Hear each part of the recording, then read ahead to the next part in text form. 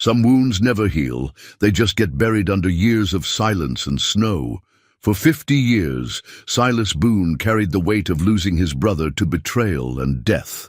Now he lives alone in the mountains with just his dog Dusty for company. One cold morning, Silas finds a cave hidden behind an ice wall. Inside, there's a warm fire and something that changes everything. He discovers proof his brother might still be alive.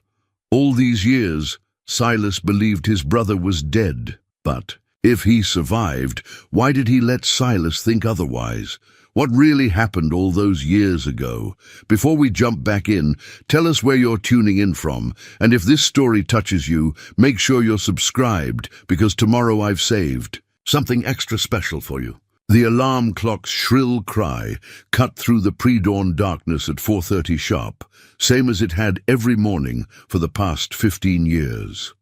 Silas Boone's weathered hand reached out from beneath the thick wool blankets, finding the clock's brass face with practiced ease. The cabin held that particular stillness that only comes in the deep mountain winter, when the world outside lies locked beneath 3 feet of snow, and the nearest neighbor sits 40 miles down a treacherous mountain road. Dusty stirred from his spot by the dying embers of the fire, his grizzled muzzle lifting as amber eyes tracked his master's movements. The old dog had been Silas's constant companion for 12 years now, found as a pup half frozen on the doorstep one November morning.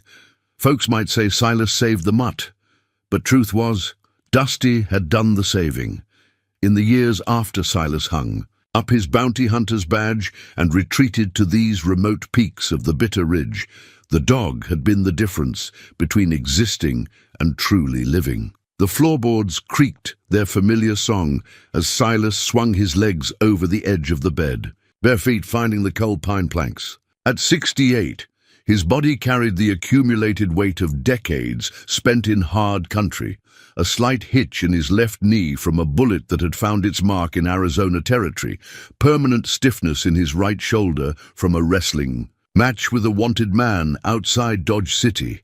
Yet his movements remained deliberate and strong, shaped by a lifetime of careful preparation and methodical habits. The morning ritual began as it always did. Silas struck a match and lit the kerosene lamp, its warm glow chasing shadows into the corners of the one-room cabin. The space was sparse but comfortable, built with his own hands from timber cut on his land. A stone fireplace dominated one wall, its hearth blackened by countless fires. Rough-hewn shelves held his few possessions, a handful of books, his father's, pocket watch, and a leather-bound journal where he recorded his daily observations of weather, wildlife, and the mountain's moods. He pulled on his clothes, wool long johns, heavy denim pants patched at the knees, a flannel shirt soft from years of wear. Over this went a thick woolen sweater knitted by a woman named Martha back in Billings, given to him the Christmas before he'd left civilization behind for good. The sweater still carried the faintest trace of her lavender soap, though he'd never told her why he couldn't stay, couldn't build the life she'd offered with such patient hope.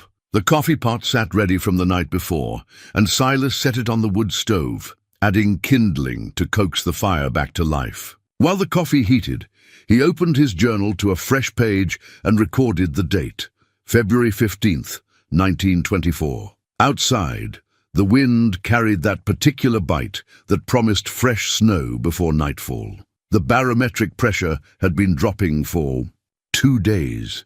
His old bones felt it like a coming storm. Dusty padded over and sat at Silas's feet, tail thumping against the floor. The dog had learned the rhythm of these mornings long ago.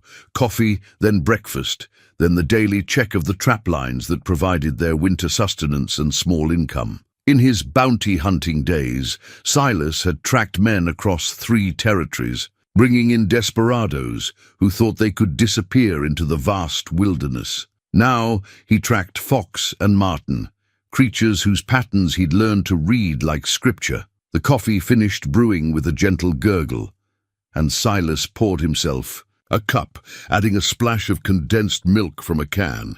He stood by the single window, looking out over the landscape that had become his world. The bitter ridge stretched in all directions, a maze of peaks and valleys where a man could lose himself completely or find himself, depending on what he was looking for. Snow covered everything in pristine white, broken only by the dark verticals of pine and fir trees. In the distance, Eagle's Crown Mountain rose like a cathedral spire against the grey sky.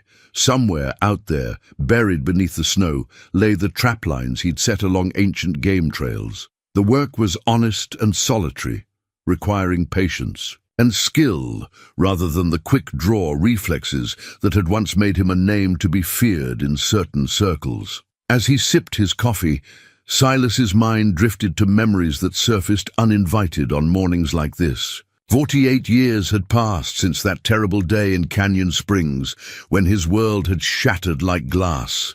His younger brother Thomas had been everything Silas wasn't: quick to laugh, generous with trust, blessed with an easy way that made folks warm to him instantly. They'd been partners in everything back then, from childhood adventures to their brief stint as lawmen in Colorado Territory. The betrayal had come from an unexpected quarter, or so Silas had believed all these years.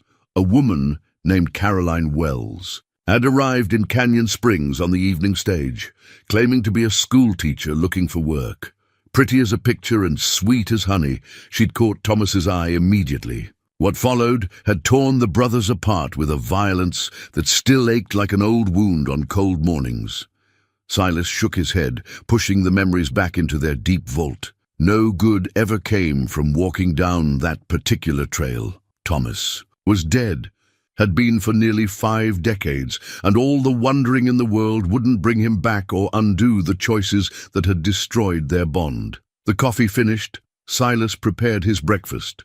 Flapjacks made from flour and milk, fried salt pork and eggs from the 3 hens he kept in a small coop behind the cabin. Dusty received his portion of the pork, tail wagging with enthusiasm that made Silas smile despite his melancholy mood. The dog's simple joy in life's small pleasures served as a daily reminder that happiness could be found in the most basic things. After breakfast, Silas donned his winter gear, heavy wool coat, thick gloves, and the wide-brimmed hat that had traveled with him across 2 decades of manhunting.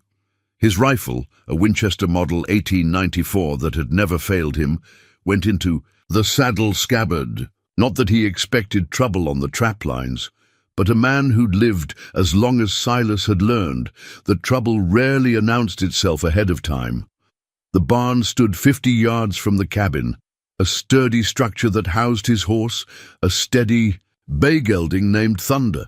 At 15, the horse had earned his retirement from the hard work of carrying a bounty hunter across rough country, but he still enjoyed the shorter trips around the mountain property.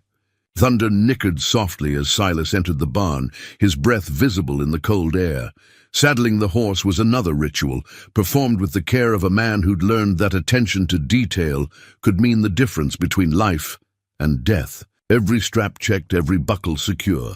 The saddlebags contained basic supplies: rope, extra cartridges, a small medical kit, and jerky for lunch. In his coat pocket, wrapped in oiled cloth, was the journal where he recorded the condition of each trap and noted animal sign. Dusty waited by the barn door, practically vibrating with excitement.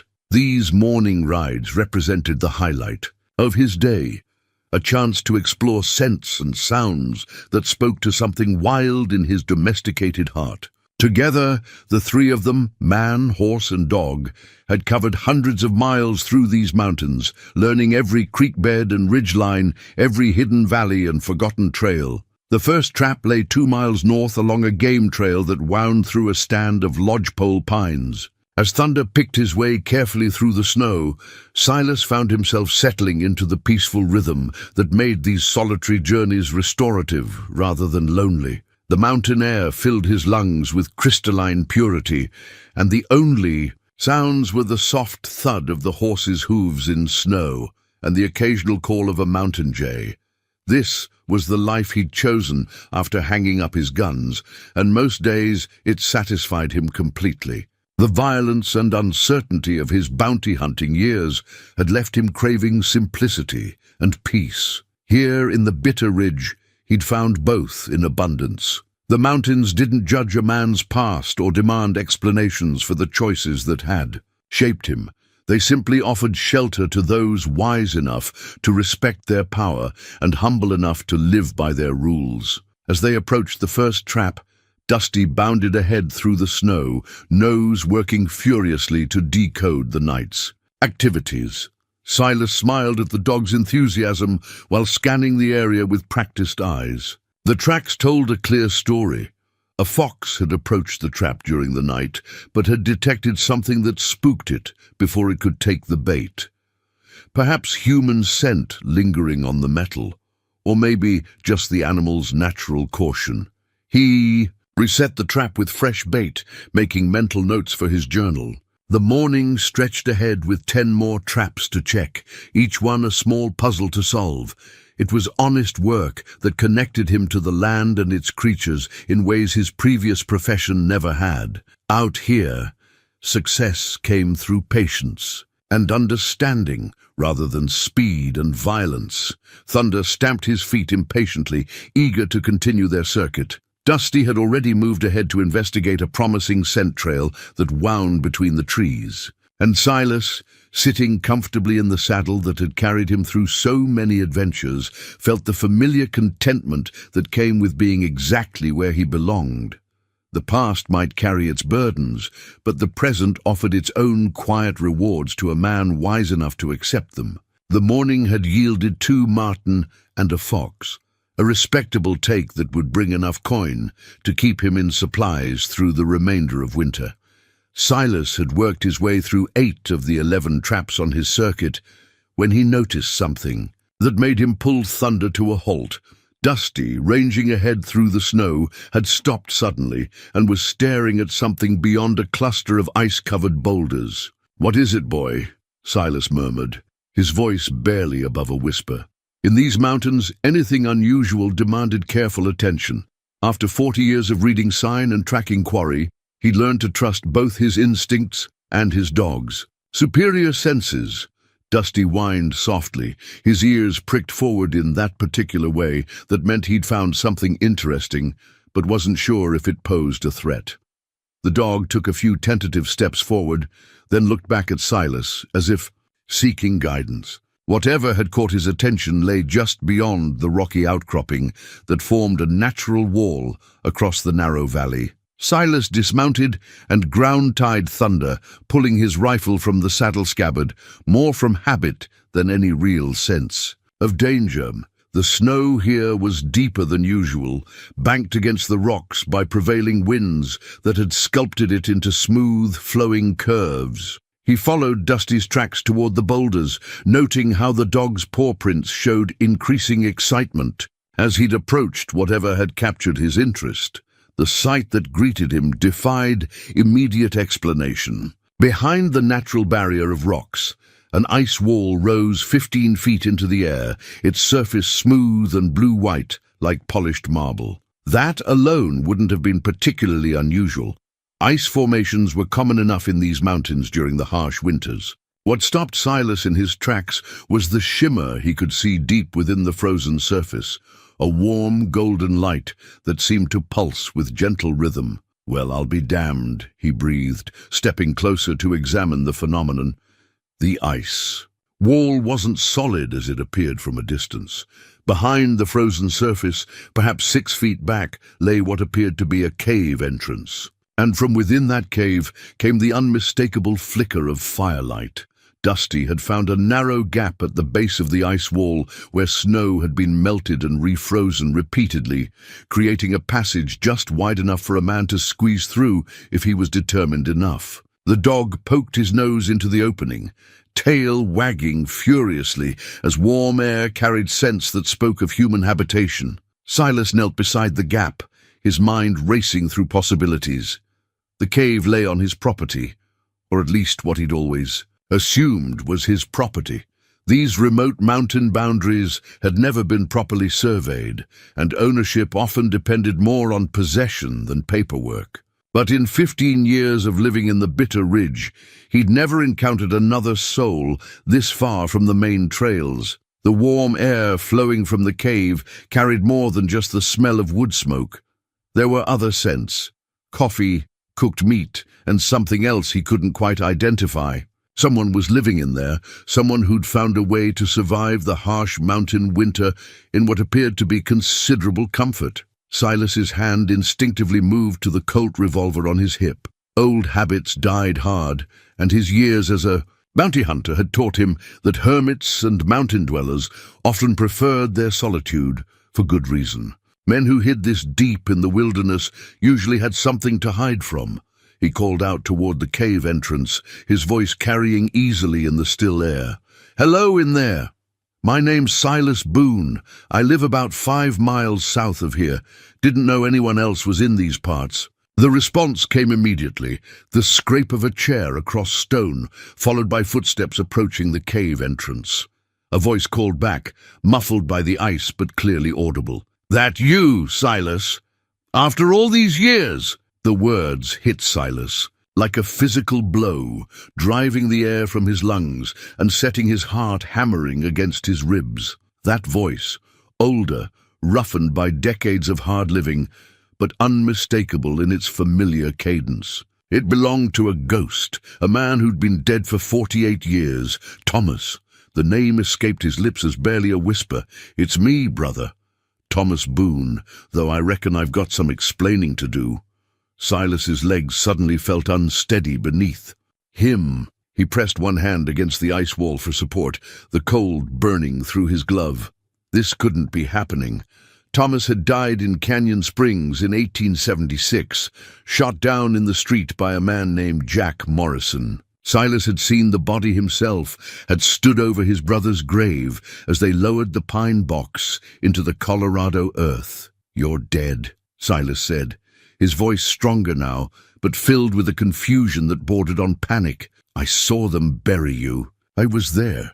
I know how it must look, Silas. Hell, I know how it sounds. But if you can find your way through that gap, I'll tell you everything." Been waiting near 50 years for this conversation. Dusty had already wriggled through the opening and disappeared into the cave, his excited barking echoing off stone. Walls. The sound helped ground Silas in the present moment, reminding him that whatever impossible thing was happening, it was real. He could either stand here in the snow, wrestling with disbelief, or he could find out the truth. The gap was tight, requiring him to remove his heavy coat and push it ahead of him as he squeezed through the melted channel in the ice. The process was awkward and undignified, but within a few moments he emerged into a cavern that defied everything he thought he knew about survival in the high country. The cave was larger than it had appeared from outside, its natural walls smoothed by years of careful work. A fire burned in a stone-lined pit near the center, its smoke rising to disappear through cracks in the ceiling. Along one wall stood a rough table and 2 chairs, handmade but well-crafted. Shelves carved into the rock held supplies, tools, and personal belongings accumulated over decades of solitary living.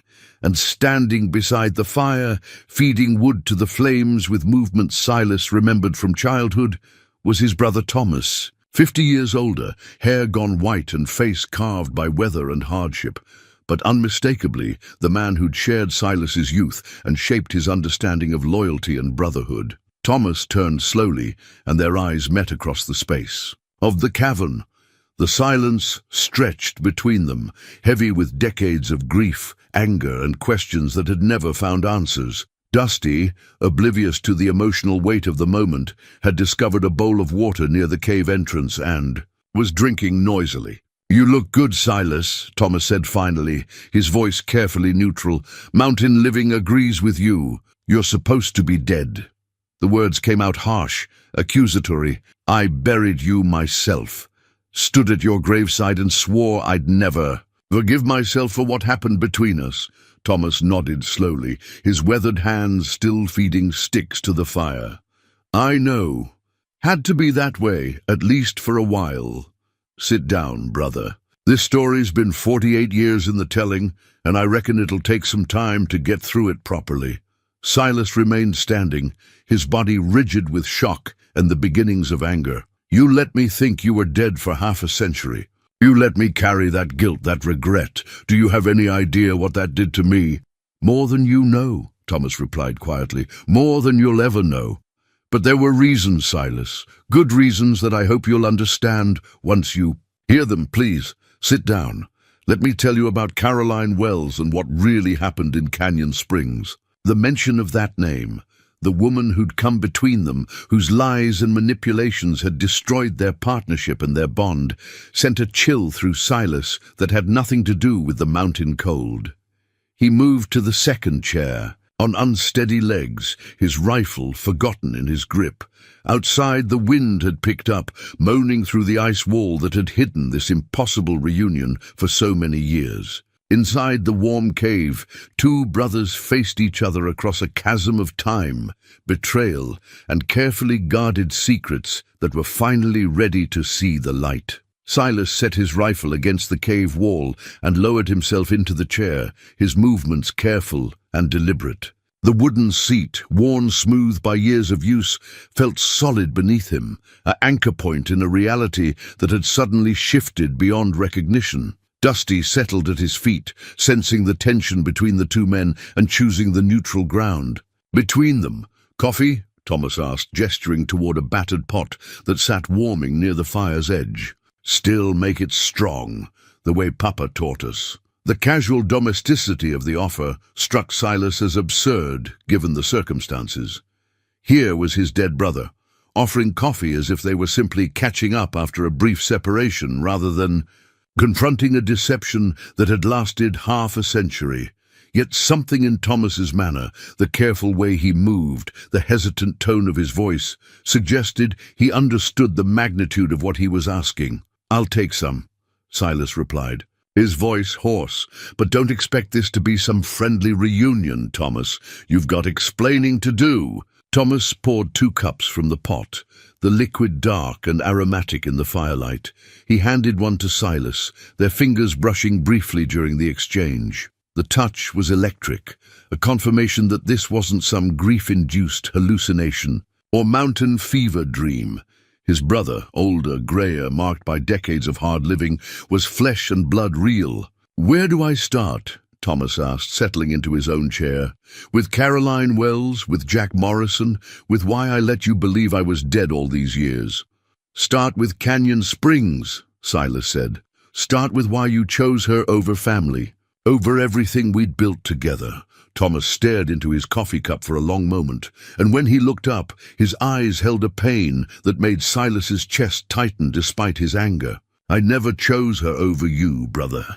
That's the first thing you need to understand. Everything that happened, the fight between us, my supposed death, all of it was part of something bigger than either of us realized at the time. Bigger. How? Silas's voice carried the skepticism born of too many lies from too many desperate men over the years. "You courted her. You defended her when I tried to warn you she was trouble. You threw 20 years of partnership away for a woman you'd known 3 weeks. Caroline Wells wasn't who she claimed to be," Thomas said quietly. "Hell, that wasn't even her real name. Took me years to piece together the truth, and by then the damage was done. By then you'd already buried an empty coffin and disappeared. Into these mountains." The words hung in the air between them like smoke. Silas felt something cold settle in his stomach that had nothing to do with the mountain air seeping through the cave entrance. "What do you mean, empty coffin?" Thomas reached into a wooden crate beside his chair and withdrew something wrapped in oiled leather. He unwrapped it carefully, revealing a small leather journal bound with a faded ribbon. The cover bore the initials, C.W., stamped in gold letters that had dulled with age. "Found this in her hotel room after everything went to hell," Thomas explained. "Took me 3 months to work up the courage to read it. And when I did, it changed everything I thought I knew about what happened in Canyon Springs." Silas leaned forward, his anger momentarily displaced by curiosity. "What kind of journal?" "The kind that detailed a plan to destroy us both. Caroline Wells, her real name was Catherine Whitmore, was working for a man named Edmund Carlyle. You remember him?" The name hit Silas like a physical blow. Edmund Carlyle had been their last big capture, a railroad executive who'd embezzled nearly $50,000 from the Denver and Pacific line. They'd tracked him across 3 territories before cornering him in a brothel in Tucson. He'd sworn vengeance as they'd loaded him onto the prison wagon. But most criminals made similar threats. Neither brother had given his words much weight. He was in prison, Silas said, 20 years hard labor. He was also rich, connected, and patient as a spider in its web. According to the journal, he spent his first 2 years behind bars planning our destruction. Catherine was his cousin, raised in the same wealthy circles back east. She came to Canyon Springs with one purpose: to drive a wedge between us and destroy our reputation as bounty hunters. Thomas opened the journal to a page marked with a pressed flower, its petals brown with age. Listen to this entry, dated 3 days before our fight. Thomas suspects nothing. His devotion makes him predictable, while Silas's suspicion makes him dangerous. The plan proceeds as Uncle Edmund designed: turn the brothers against each other, then eliminate the threats they represent. Silas felt the world tilting around him. Eliminate the threats? Jack Morrison wasn't some drifter who took offense at my defending her honor. He was a hired gun, brought in specifically to kill me. The fight between us wasn't coincidence. It was orchestrated to separate us, to make sure you wouldn't be watching my back when Morrison made his play. The coffee had gone cold in Silas's hands, but he barely noticed. Memories of that terrible day came flooding back with new context. Details he'd dismissed at the time, now taking on sinister significance. Caroline's tears when Thomas had defended her against Silas's accusations. Her insistence that Thomas meet her alone at the hotel to discuss their future. The convenient timing of Morrison's arrival just as the brothers had reached the breaking point. You're saying she set us up, Silas said slowly, that the whole thing was a trap from the moment she stepped off that stage. She played us both, brother, but in different ways. She painted as jealous and controlling, poisoning my mind against your warnings. Me, she convinced that you were trying to sabotage my chance at happiness because you couldn't stand to see me with someone. Silas closed his eyes, remembering the harsh words they'd exchanged in the street outside the Silver Dollar Saloon. Thomas accusing him of jealousy, of trying to control his life. Himself responding with equal venom, calling Thomas a fool who'd throw away everything for a pretty face and sweet words. The crowd that had gathered to watch the Boone brothers tear each other apart with words that cut deeper than any blade. So what happened with Morrison? Silas asked. How did you survive? Thomas touched his left shoulder, and Silas noticed for the first time the way his brother favored that side when he moved. I didn't walk away clean. Morrison put 2 bullets in me before I managed to put one in him. Caroline was supposed to confirm my death and report back to her uncle, but something went wrong with their plan. What kind of something? You, Thomas said simply. You saw Morrison draw first, saw him shoot me down in what looked like cold blood. When you put 6 bullets in him before he hit the ground, it spooked her. She ran that same night, took the first stage out of town without staying to verify I was dead. Silas remembered that moment, the fury that had consumed him as he watched his brother fall, the speed with which he'd drawn and fired. Morrison had been fast, but grief and rage had made Silas faster. But I saw them bury you. You saw them bury a man about my size with his face shot away, probably by that scattergun Doc Henley kept behind the bar. Catherine needed a body for her report to Carlyle, and Doc needed to dispose of a drifter who died of pneumonia that same week. The revelation settled over Silas like a heavy blanket. Everything he'd believed about the worst day of his life was wrong. The guilt he'd carried, the self-imposed exile, the decades of regret, all based on a lie carefully constructed by people who'd wanted to destroy them both. Where were you? Silas asked. While I was grieving a brother who wasn't dead? Thomas gestured around the cave, his expression sad but resolute. Right here. Been here ever since, healing up and trying to figure out how to contact you without putting you in danger. By the time I was strong enough to travel, you'd disappeared completely. Took me 5 years just to learn you'd become a bounty hunter. Yourself, the silence that followed Thomas's words stretched between them like a chasm 48 years wide. Silas stared into the fire, watching the flames dance and flicker, while his mind struggled to process the enormity of what he'd learned. Everything he'd believed about himself, about his brother, about the defining moment of his life, had been built on carefully orchestrated lies. 5 years, he repeated finally. You knew where I was for 5 years and never reached out. Thomas shifted in his chair, and Silas caught another glimpse of the old injury that marked his left shoulder. By then you'd made a name for yourself. The Ghost of the Rockies, they called you. Word was you could track a man across solid stone and draw faster than lightning. You were feared from Colorado to California. I was good at my job, Silas said quietly. Had to be. It was the only way I knew to honor what I thought we'd built together. That's exactly why I couldn't contact you, Thomas replied.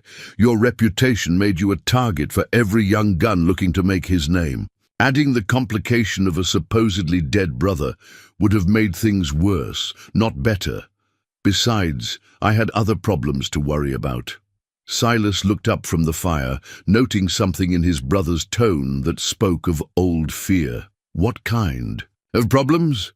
Thomas stood and moved to one of the shelves carved into the cave wall, retrieving a small wooden box. Inside, wrapped in cloth, were a collection of yellowed newspaper clippings and handwritten letters.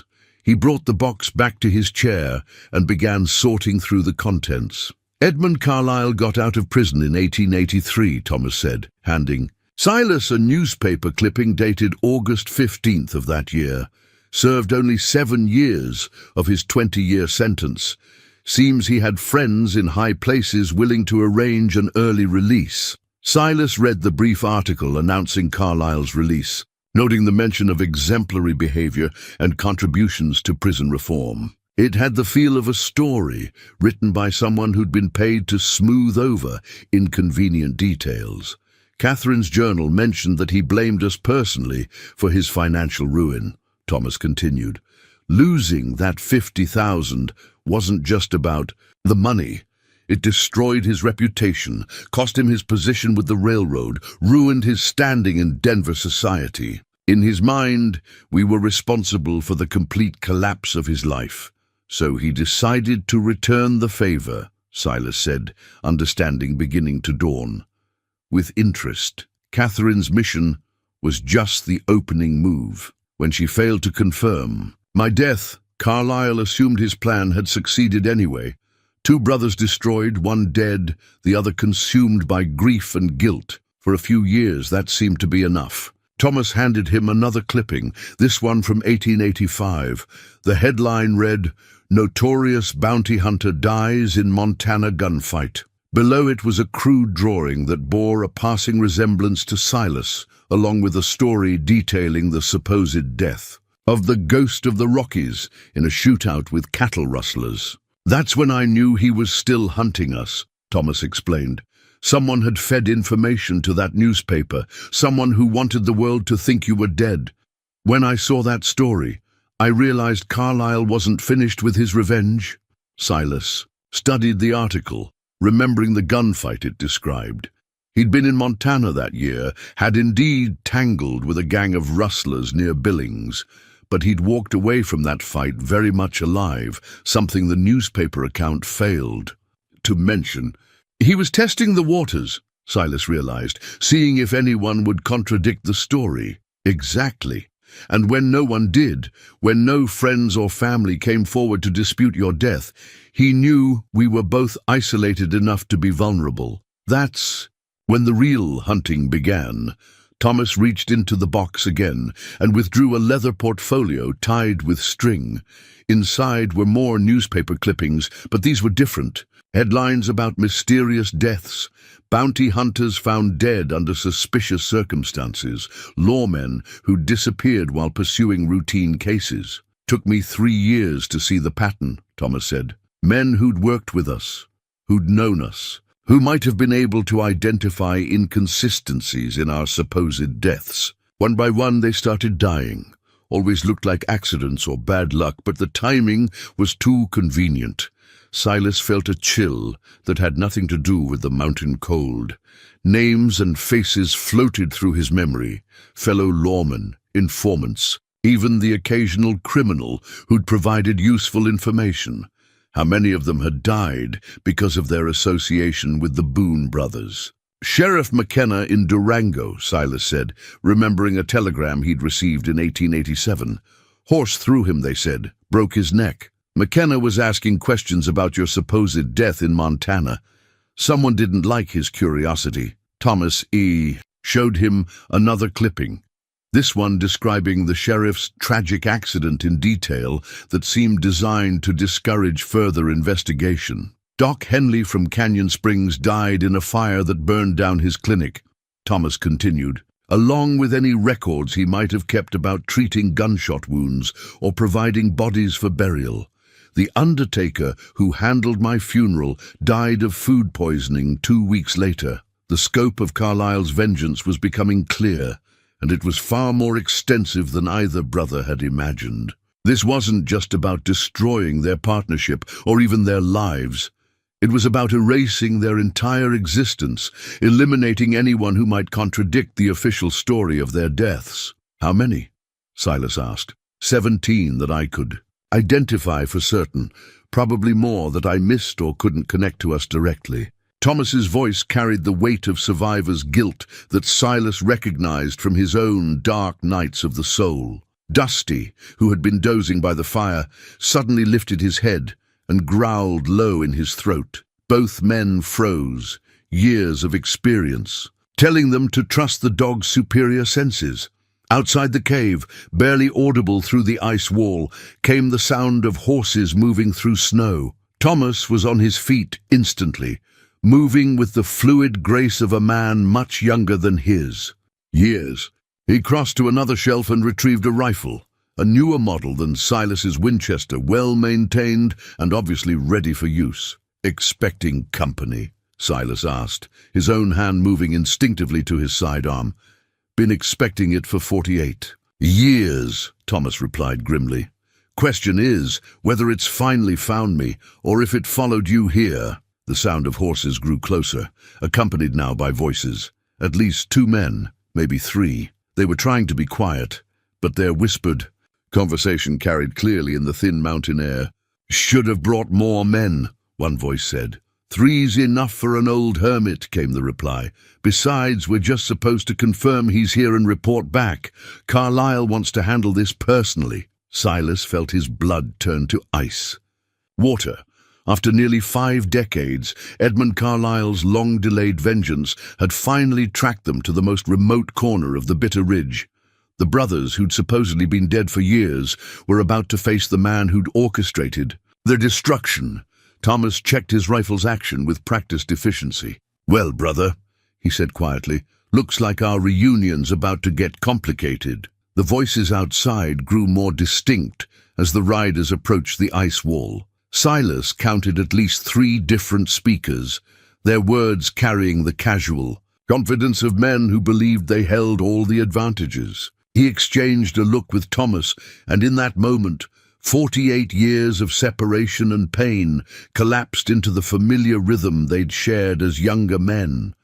The wordless communication of brothers who'd learned to trust each other's instincts. Above all else, Thomas pointed toward the back of the cave, where shadows suggested another passage. Silas nodded and quietly gathered his rifle, while Dusty remained alert but silent, sensing the need for stealth. Years of mountain living had taught the dog when to bark and when to become invisible. "Tracks lead right to this rock formation," one of the men was saying outside. "Fresh horse prints, maybe 2 hours old." "Could be anyone," replied a second voice, older and more cautious. "Trappers work these mountains all winter." "Not anyone," said the third man, his tone carrying the authority of leadership. "Those tracks match the description we were given. Big bay horse, distinctive gait from an old injury to the left front hoof. That's Thomas Boone's mount, or I'll eat my hat." Silas felt a chill that had nothing to do with the cave's temperature. They'd been watching, studying, planning this approach for longer than today's discovery. The casual mention of thunders, slight limp, barely noticeable unless you knew what to look for, spoke of detailed surveillance over time. Thomas gestured for Silas to follow him toward the back passage, but before they could move, one of the men outside called out in a voice loud enough to carry through the ice wall.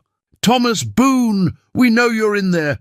My name's Pike, and I work for an old friend of yours. Edmund Carlyle sends his regards and an invitation to discuss some unfinished business." The name Pike stirred something in Silas's memory, a reputation for efficient violence and complete loyalty to whoever paid his wages. If Carlyle had hired him, then this wasn't just reconnaissance. Pike was known for finishing jobs personally and thoroughly. "He's been looking forward to this conversation for a long time," Pike continued. "Nearly 50 years, in fact. Seems there's a debt that needs settling, and Mr. Carlyle is a patient man when it comes to collecting what's owed him." Thomas moved carefully to a position where he could see through a crack in the ice wall without exposing himself. He held up 3 fingers to Silas, confirming the number of men, then made a circling motion with his hand. They were spreading out, taking positions that would cover all possible escape routes. "Now you can make this easy or hard," Pike called out.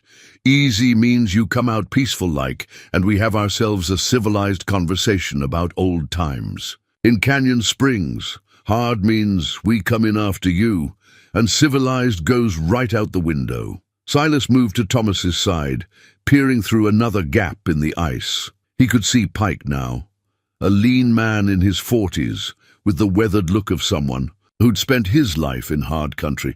His companions were younger, but carried themselves with the confidence of experienced gunmen.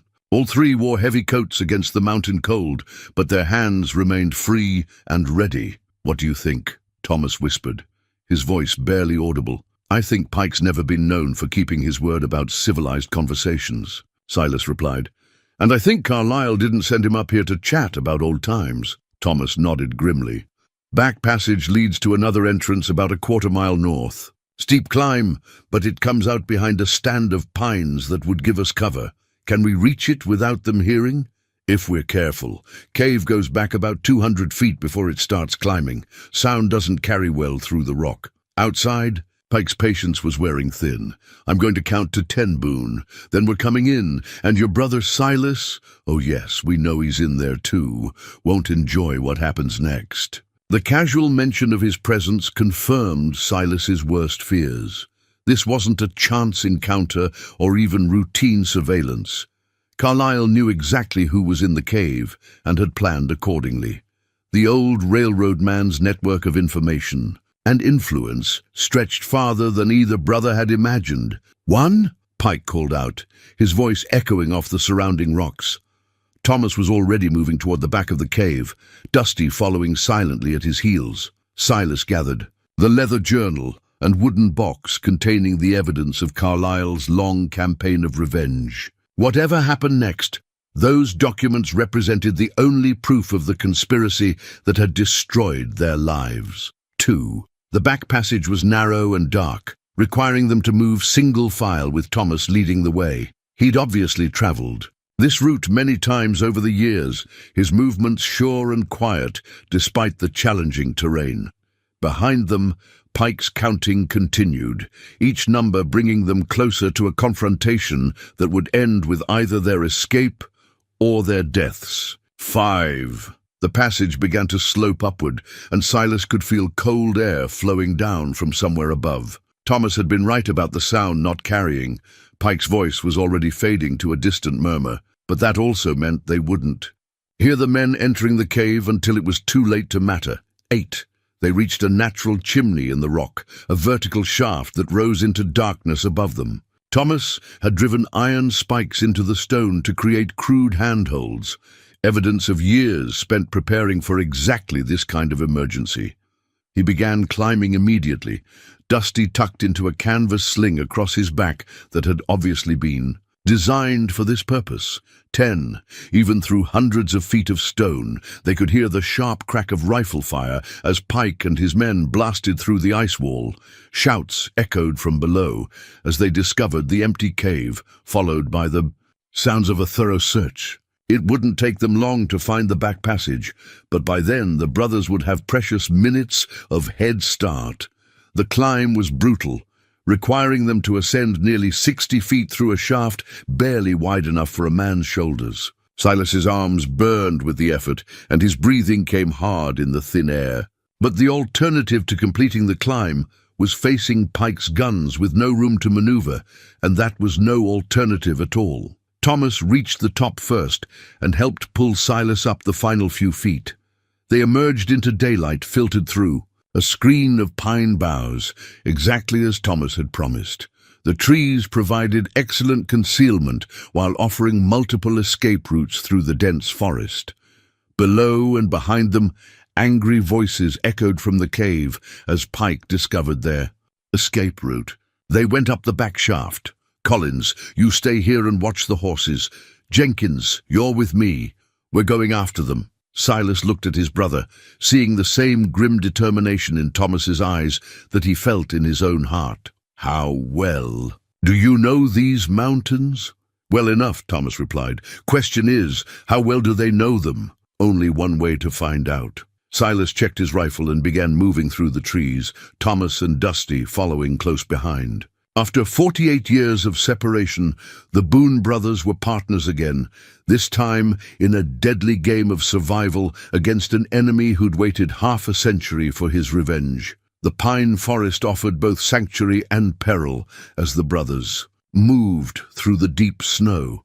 Each step had to be calculated, fast enough to stay ahead of their pursuers, quiet enough to avoid giving away their position. Thomas led the way with the confidence of a man who'd spent decades learning every trail, every hiding spot, every advantage these mountains could offer. Behind them, the sounds of pursuit grew steadily closer. Pike and his companion were making no effort at stealth, crashing through the underbrush with the determination of men who believed superior numbers and firepower would compensate for local knowledge. Their strategy was simple: push hard enough to prevent the brothers from disappearing entirely, then use their greater mobility to close the distance for a final confrontation. "There's a ridgeline about half a mile north," Thomas whispered as they paused behind a massive pine trunk. "Open ground, but it connects to a trail system that would let us lose them in the backcountry." Silas studied the terrain ahead, his tactical mind automatically calculating angles of fire, available cover, and escape routes. "They'll see us crossing the open ground. Pike's not stupid. He'll try to pin us down with rifle fire while his partner flanks us. Unless we give them something else to think about," Thomas replied, reaching into his coat to withdraw a small bundle wrapped in oiled cloth. Inside were 4 sticks of dynamite, old but carefully maintained, along with fuses and blasting caps. "Mining supplies?" Silas asked. "Found a played-out silver claim about 3 miles west of the cave. Previous owner left behind enough explosives to bring down half the mountain, if a man knew how to use them properly." Thomas's smile held no warmth. "Figured they might come in handy someday." The sound of approaching footsteps forced them to move again, deeper into the forest where the trees grew thicker and the snow lay in deeper drifts. Dusty ranged ahead, his natural camouflage and silent movement making him nearly invisible among the shadows. Twice the dog froze and looked back, warning them of danger before melting back into the undergrowth. They reached the edge of the open ground Thomas had described, a natural meadow perhaps 200 yards across, flanked by steep slopes on either side. The snow here was pristine and deep, marked only by the tracks of deer and smaller game. Crossing it would leave an obvious trail, but the alternative was doubling back toward their pursuers. "How stable is the slope on the east side?" Silas asked, studying the steep incline that rose above the meadow. Thomas followed his gaze and nodded slowly. "Snow's been building up there all winter. Probably ready to come down with the right encouragement." "Think your mining supplies could provide that encouragement?" One way to find out. Thomas began preparing the dynamite, cutting fuses to different lengths with practiced efficiency. You ever trigger an avalanche before? No, but I've seen what they can do. In Colorado, watched one take out a whole mining camp. Key is timing. Too early, and we just give them a light show. Too late, and we're caught in it ourselves. The voices of their pursuers were getting closer, Pike's harsh commands carrying clearly through the cold air. Trail leads straight to that. In clearing, they'll have to cross it or double back on us. Jenkins, you take the high side. I'll cover the low ground. Silas felt the familiar calm that had served him through dozens of dangerous situations as a bounty hunter. His mind cleared, focusing on the immediate tactical problem while pushing aside the emotional complications of fighting alongside his supposedly dead brother. Give me 2 minutes to get into position on the far side. When you see me wave, start. Your countdown. Thomas handed him one of the prepared charges. If this goes wrong, it won't go wrong, Silas interrupted. We've done harder things with worse odds. That was a long time ago, brother.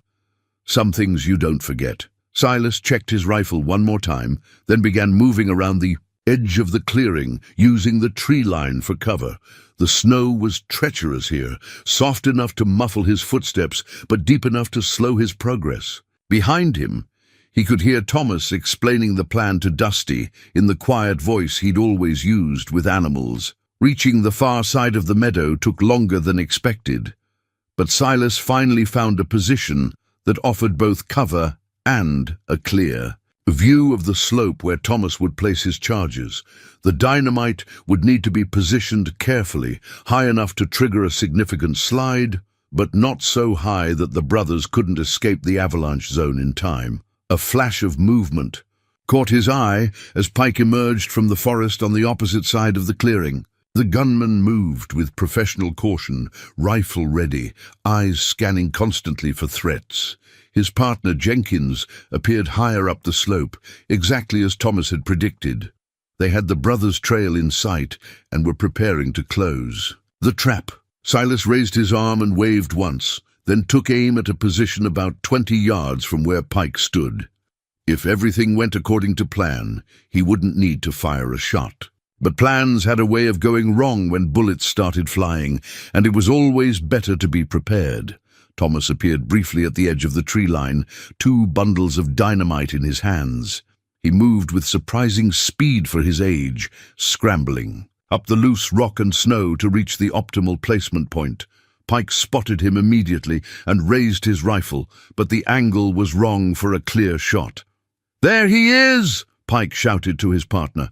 "On the slope! Take him!" Jenkins tried to adjust his position for a better shot, but the steep terrain made movement difficult. Thomas reached his target location and began setting the charges, working with the calm efficiency of a man who'd done this kind of work before. The fuses were already lit, thin trails of smoke rising into the cold air.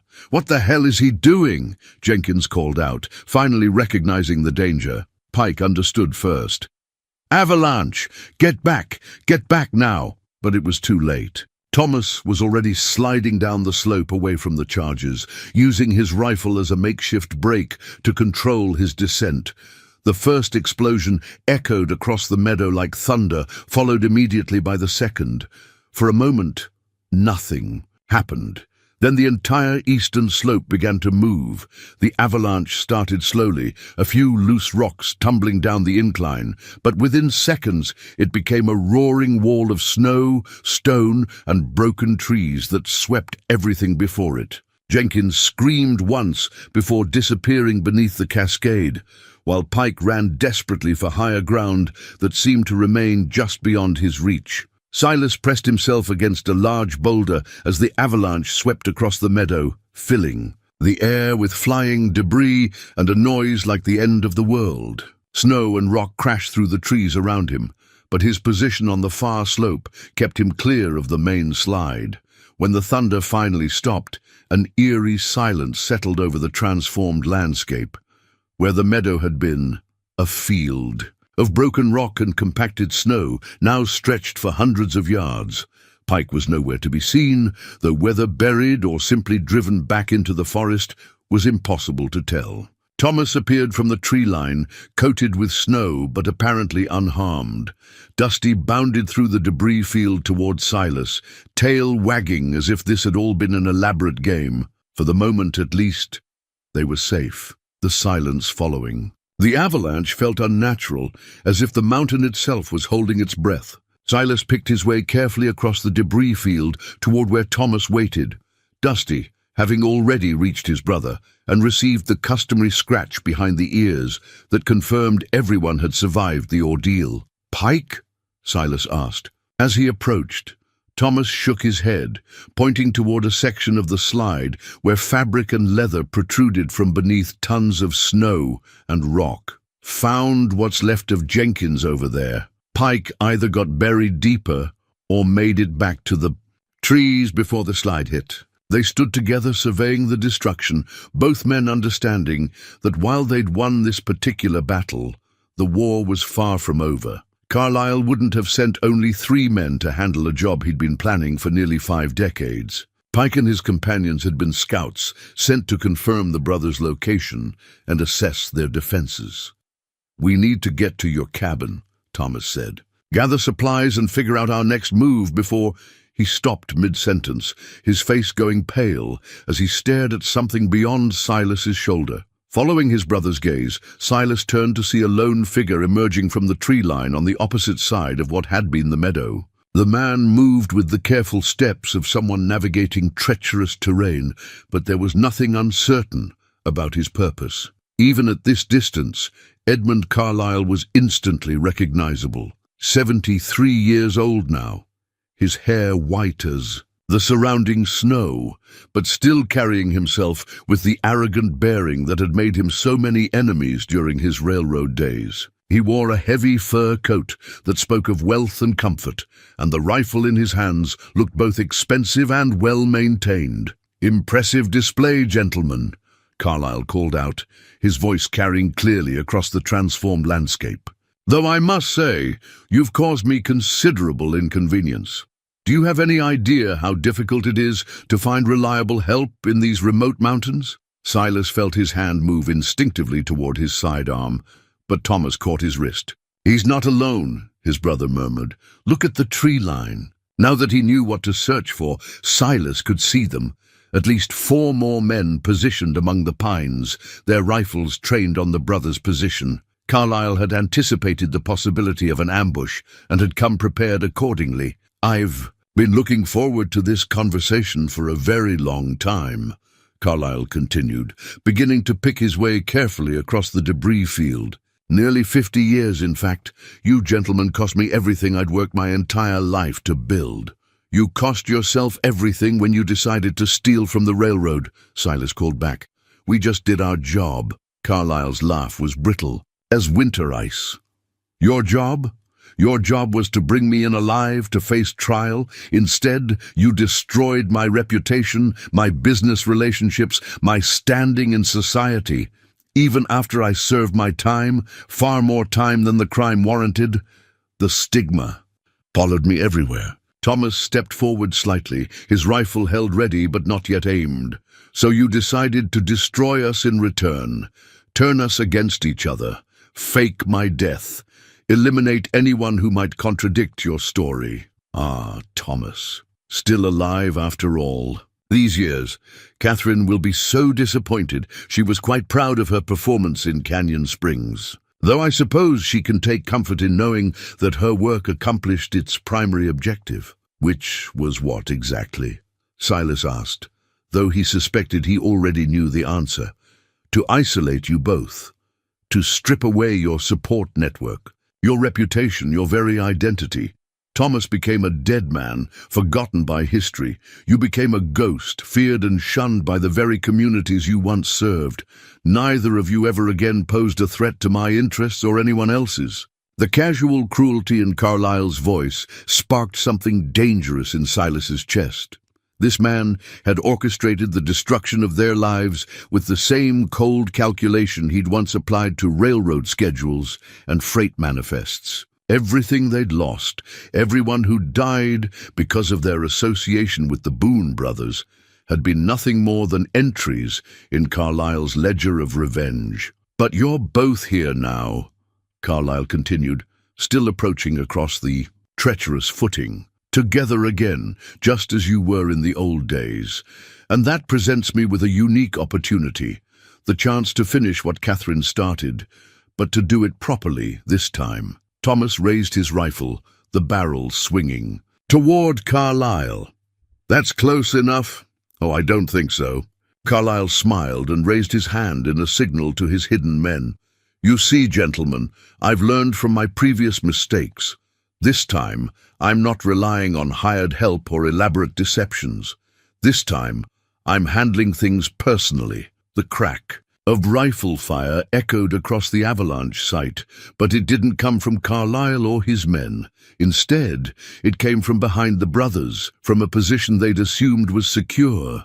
Silas spun around to see a figure rising from behind a fallen log. Pike, very much alive and apparently unhurt, his rifle smoking from the shot he'd just fired. The bullet had found Thomas, spinning him around and sending him crashing to the snow-covered rocks. Blood spread quickly across his heavy coat, dark against the white fabric.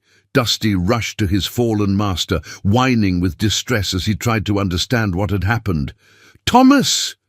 Silas dropped to his knees beside his brother, pressing his hands against the wound in a desperate attempt to stop the bleeding. The bullet had taken Thomas high in the chest, perhaps missing his heart, but definitely causing serious damage. "Excellent work, Pike," Carlyle called out approvingly. "Though I specifically requested that you take them both alive." "Old habits," Pike replied, emerging fully from his concealment.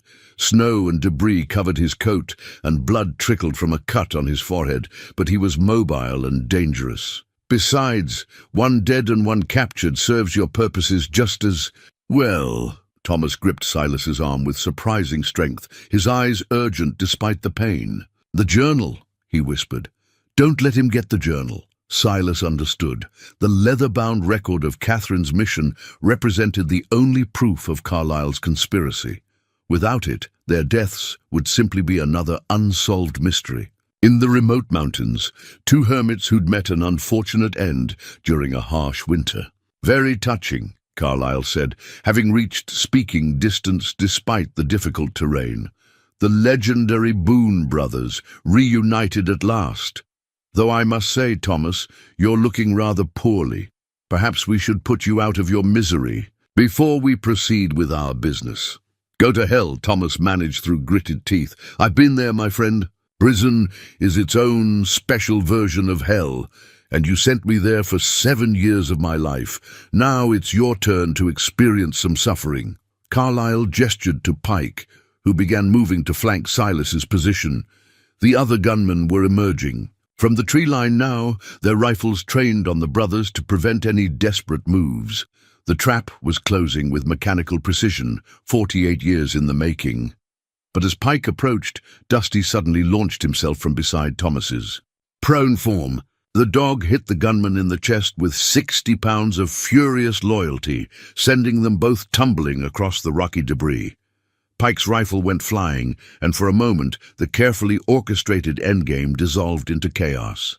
Silas seized the opportunity, rolling away from Thomas while drawing his Colt in one fluid motion. The revolver bucked in his hand as he put 2 shots into the nearest of Carlyle's men, then dove for cover behind a boulder as return fire sparked off the rocks around him. "Kill them both!" Carlyle screamed, his calm demeanor finally cracking. "I don't care about questioning them anymore. Just finish this!" The battle that followed would be brief but decisive, fought among the debris of an avalanche that had been meant to solve their problems, but had instead created new ones. And somewhere in the chaos of gunfire and shouted commands, the truth about Canyon Springs would either be preserved or die with the brothers who'd carried it for so many years. The gunfight erupted with the sudden violence of a thunderstorm, muzzle flashes lighting up the grey afternoon as bullets sparked off rocks and splintered the few remaining trees. Silas pressed himself against the boulder that provided his only cover, acutely aware that his position was far from ideal. He had perhaps 20 rounds for his rifle and 6 in his Colt, not nearly enough to fight his way out against 5 armed men with superior positioning. Pike had managed to throw off Dusty's attack, but not without cost. The dog's assault had left the gunman with deep gashes on his gun arm, and his rifle lay somewhere among the scattered debris. He was reduced to his sidearm, which evened the odds slightly, but not enough to matter in the long run. Thomas remained where he'd fallen, one hand pressed against his chest wound, while the other fumbled for his own rifle. Blood continued to seep between his fingers, but his eyes remained alert and focused. In a voice barely audible above the gunfire, he called out to his brother, "Silas, the charges!" At first, the words made no sense. Then Silas remembered. Thomas had prepared 4 sticks of dynamite, but had only used 2 to trigger the avalanche. The remaining explosives were still in his brother's coat pocket, and that gave them options that Carlyle's men couldn't anticipate. "Can you reach them?" Silas called back, snapping off a shot at one of Carlyle's men who'd tried to advance across the debris field. Thomas managed a weak nod, his uninjured hand moving carefully toward his coat. The motion drew fire from 2 different directions, bullets whining off the rocks around him, but he continued his slow, determined effort to reach the remaining dynamite. Carlyle himself had taken cover behind a massive pine tree on the edge of the avalanche zone, well back from the immediate fighting but close enough to direct his men's movements. His voice carried clearly as he shouted orders with the authority of a man accustomed to command. "Fletcher, work your way around to the left. Morrison, keep them pinned down from the high ground. Pike, stop bleeding on my mountain and finish what you started." The casual reference to my mountain struck Silas as revealing. Carlyle wasn't just here for revenge. He'd somehow acquired legal claim to this territory, which explained how he'd been able to position his men so effectively. The old railroad man had been planning this confrontation down to the smallest detail. Pike was indeed trying to finish what he'd started, working his way closer to Thomas's position while using the scattered boulders for cover. His wounded arm made his movements awkward, but he was still dangerous, still determined to complete his mission. Dusty had retreated to Thomas's side, growling at any movement that brought enemies closer to his fallen master. The man Carlyle had called Fletcher was attempting the flanking maneuver, moving with professional competence across the treacherous terrain. Silas recognized the type, an experienced gunman who understood that rushing into a fight was the fastest way to get killed. Fletcher would take his time, find the perfect position, then end the battle with a single well-placed shot. Silas's tactical mind raced through their dwindling options. The boulder that sheltered him offered protection from 3 directions, but Fletcher's flanking movement would soon expose his position from the left. Thomas was wounded and immobile. Pike was closing in despite his injuries, and Morrison commanded the high ground with what appeared to be a scoped rifle. The situation was desperate, but desperation had a way of clarifying a man's thinking. Silas had survived 20 years as a bounty hunter by making hard choices under impossible circumstances. This was just another impossible circumstance, albeit one that carried more personal stakes than any he'd faced before. "Thomas," he called, out during a brief lull in the firing. "How long on those fuses?" 30 seconds, Thomas replied, having finally managed to extract the remaining dynamite from his coat. "But I can't throw them far enough from here. Need to get closer to their positions," which meant one of them would have to leave cover, cross open ground under fire, and somehow survive long enough to place the charges where they do the most good. Given Thomas's condition, that responsibility fell to Silas, a fact that both brothers understood without discussion. Silas checked his ammunition supply again, confirming what he already knew. He had perhaps a dozen rounds left between rifle and revolver, barely enough to provide covering fire for his own advance, much less to win a sustained firefight. But the dynamite changed everything if he could get close enough to use it effectively.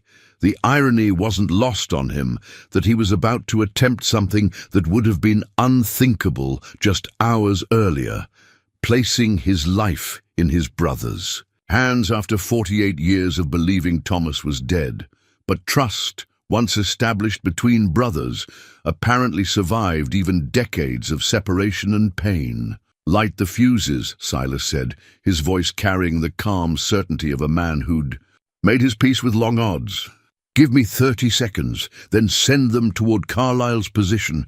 Thomas struck a match with hands that trembled only slightly despite his injuries. "Silas, this is suicide.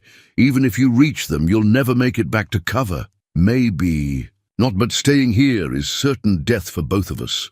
Silas chambered a round in his rifle and prepared for what might be his final charge. "Besides, I owe you 48 years of conversations we never had. Seems like a fair trade." The fuses caught and began their steady burn toward the blasting caps. Thomas held the dynamite carefully, timing his throw to coordinate with his brother's desperate gambit.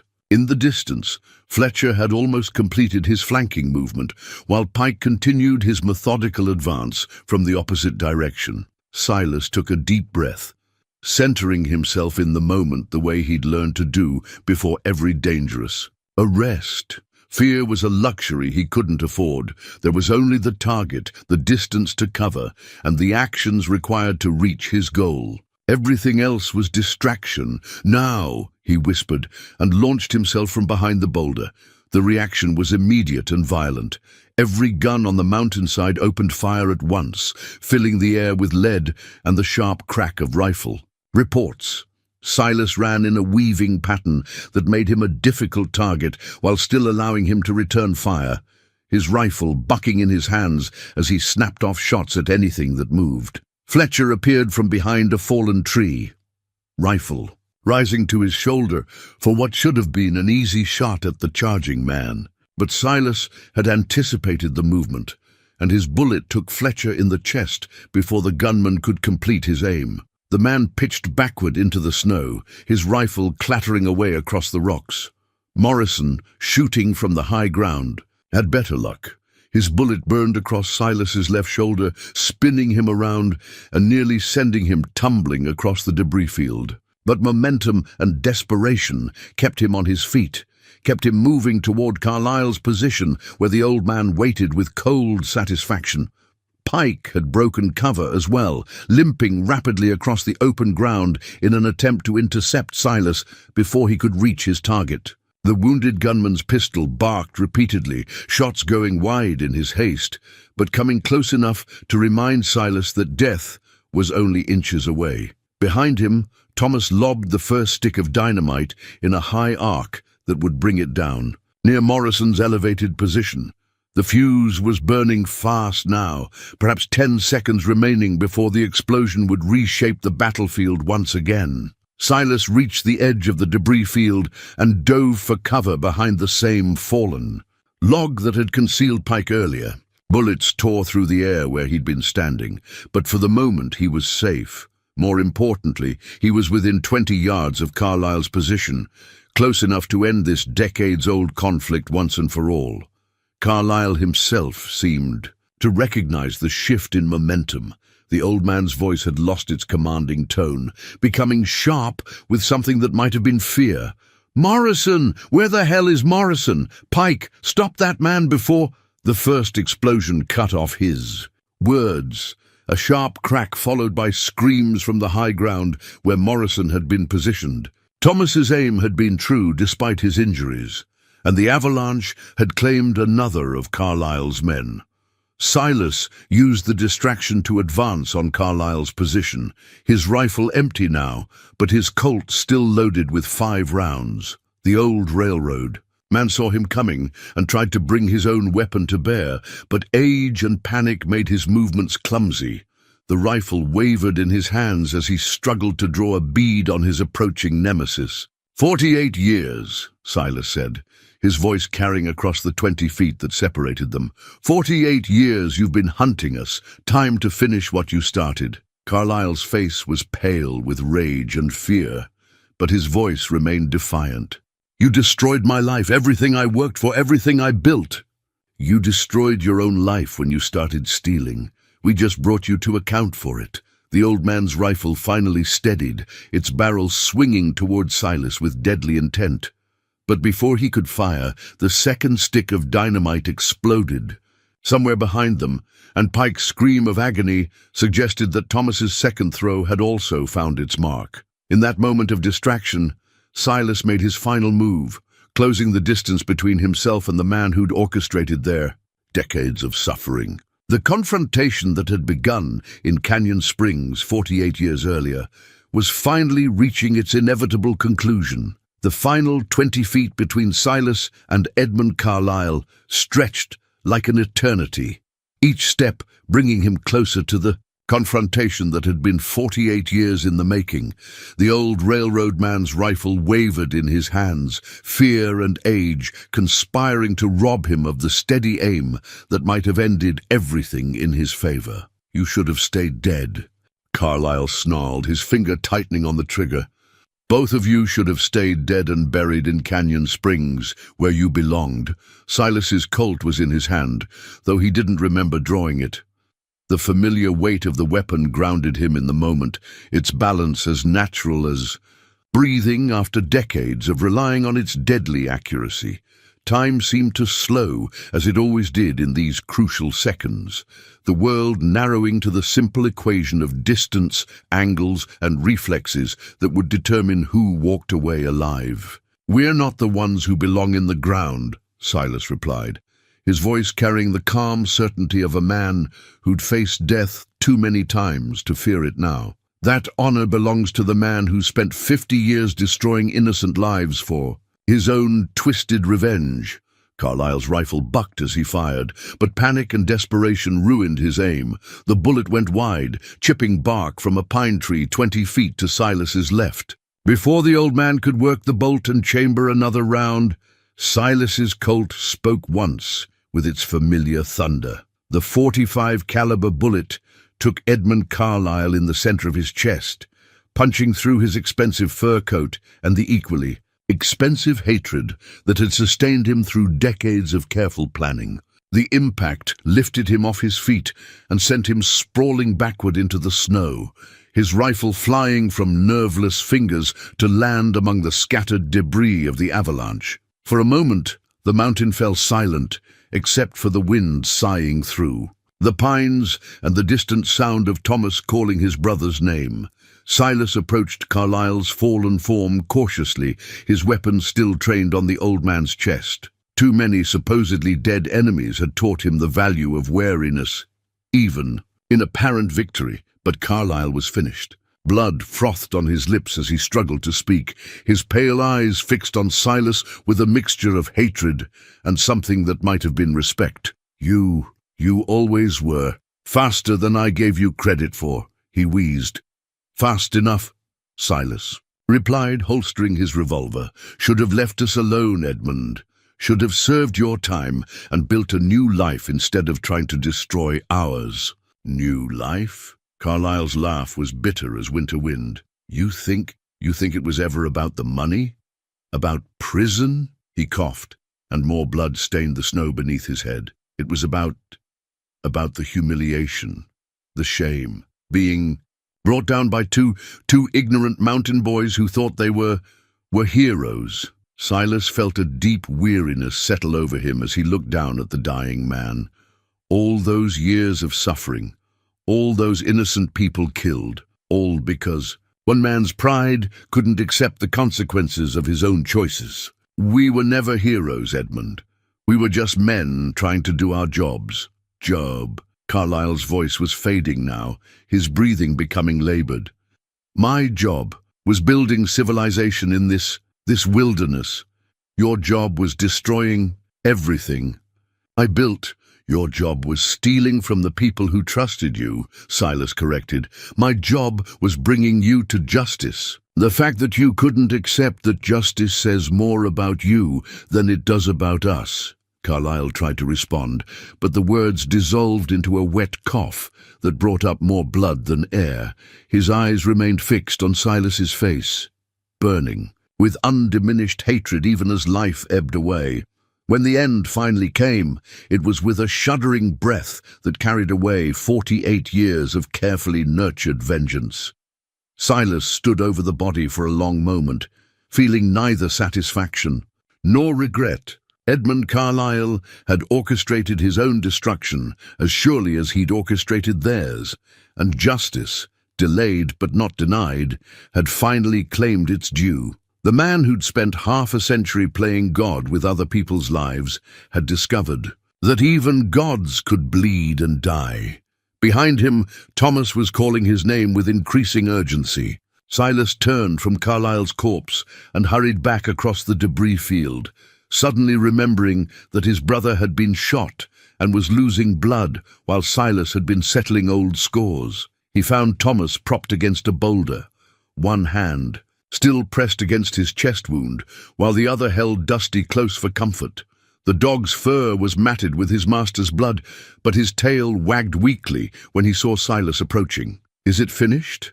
Thomas asked, his voice barely above. A whisper. "It's finished," Silas confirmed, kneeling beside his brother to examine the wound. "Carlyle's dead, and I don't think any of his men survived your dynamite demonstration." Thomas managed a weak smile. "Always did have a talent for making things go boom." The bullet had taken him high in the left side of his chest, missing his heart, but possibly puncturing a lung.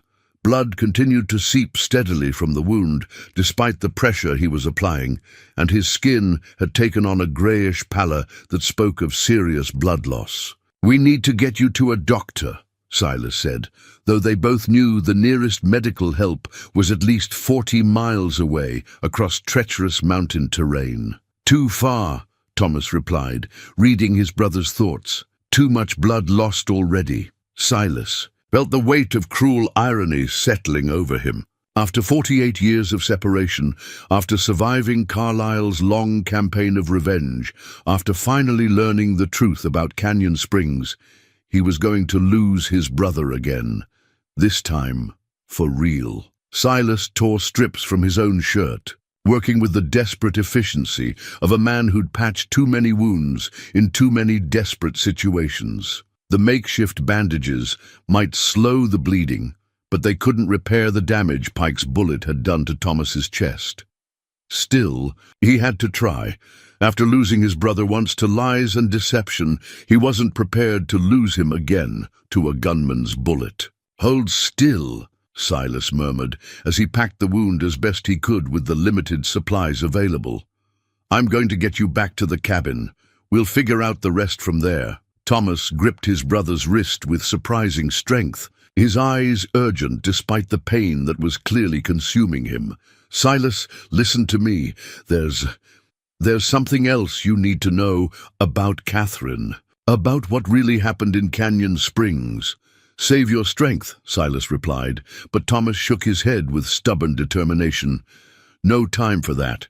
The journal, it doesn't tell the whole story. Catherine, she wasn't just working for Carlyle, she was—" Thomas coughed and blood flecked his lips. "She was his daughter."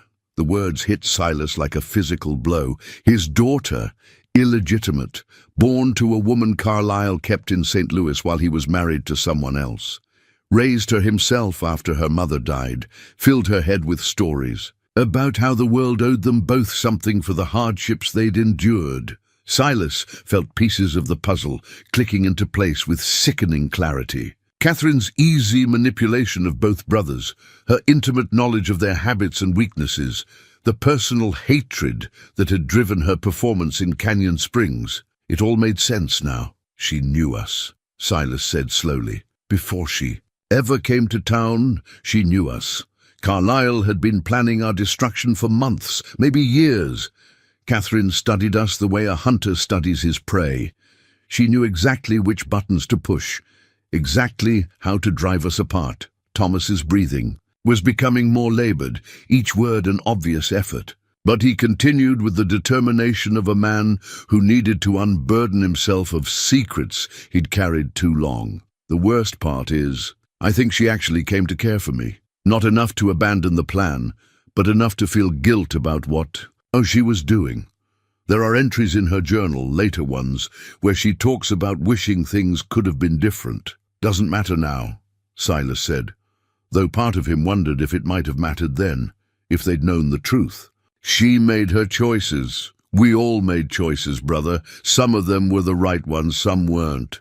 But the one thing I never doubted, even when we were at each other's throats in Canyon Springs, was that you were trying to protect me. I was too proud and too stubborn to see it then, but I see it now. Dusty whined softly and nuzzled closer to Thomas, as if sensing that something precious was slipping away.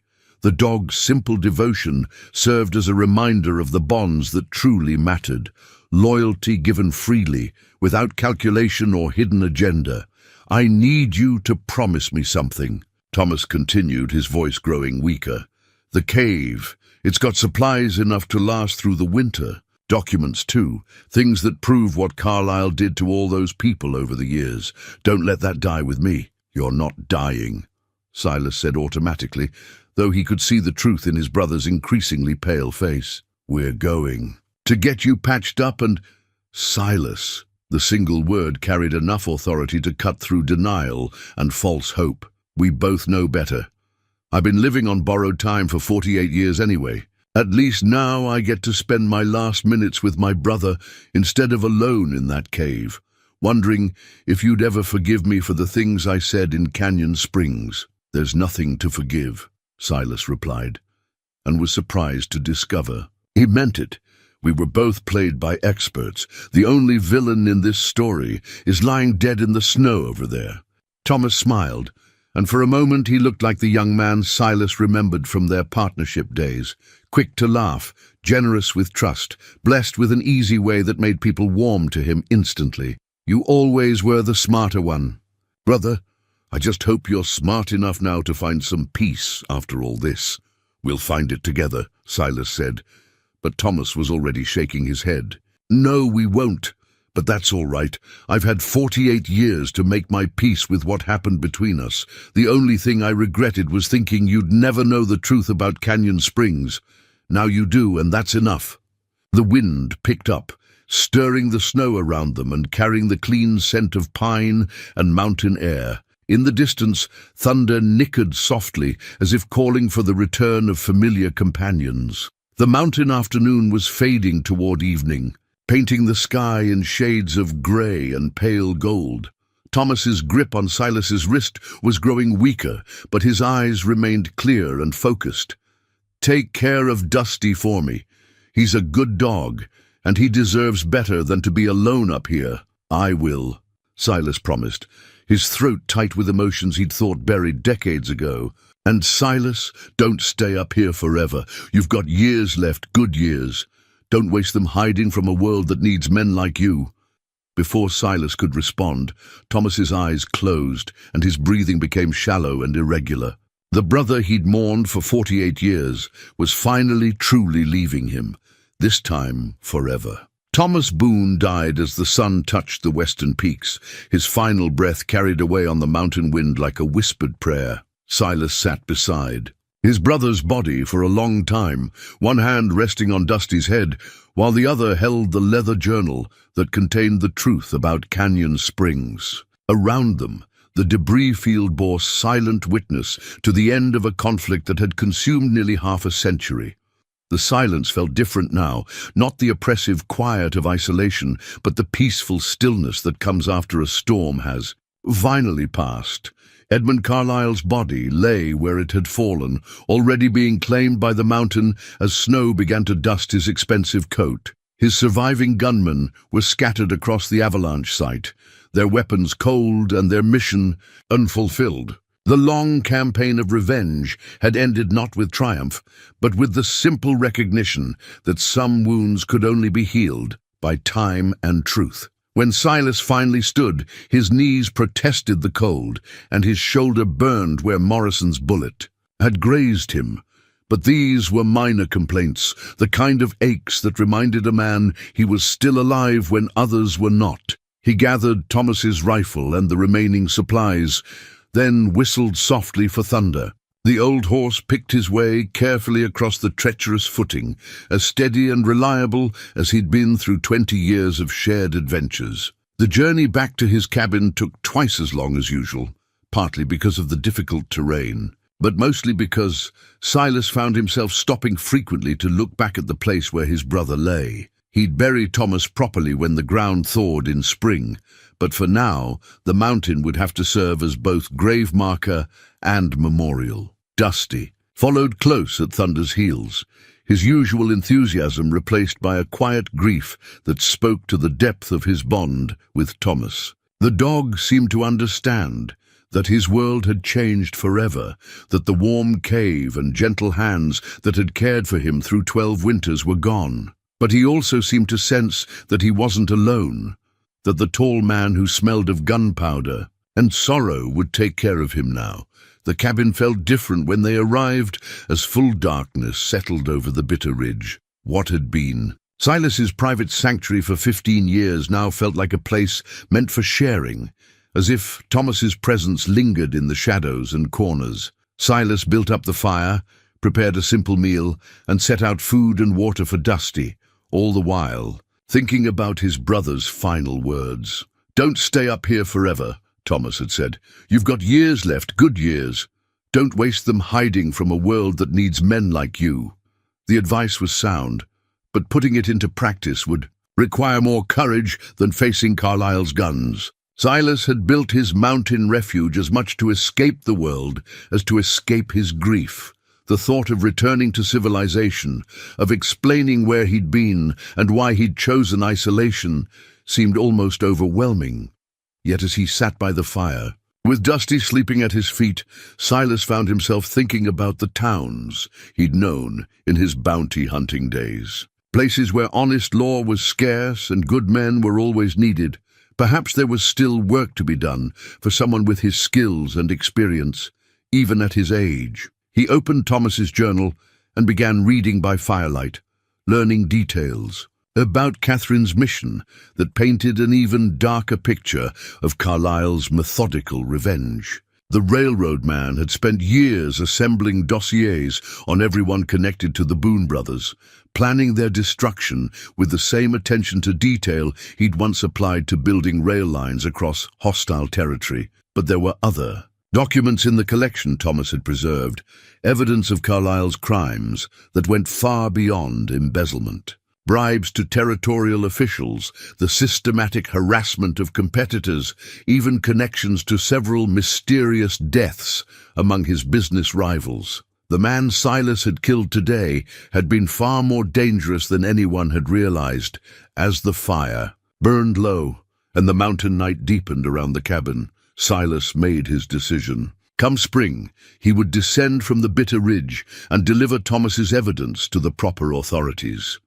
The dead deserved justice, and their families deserved to know the truth about what had happened to their loved ones. But first, he would spend the winter properly grieving his brother and planning for a future he'd never expected to have. There would be time to read through all of Thomas's papers, to understand the full scope of what they'd survived.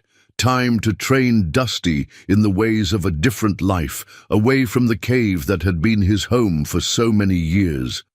Most importantly, there would be time to heal from wounds that had festered for nearly 5 decades. The guilt Silas had carried over their final argument in Canyon Springs could finally be laid to rest, replaced by the understanding that they'd both been victims of a carefully orchestrated deception.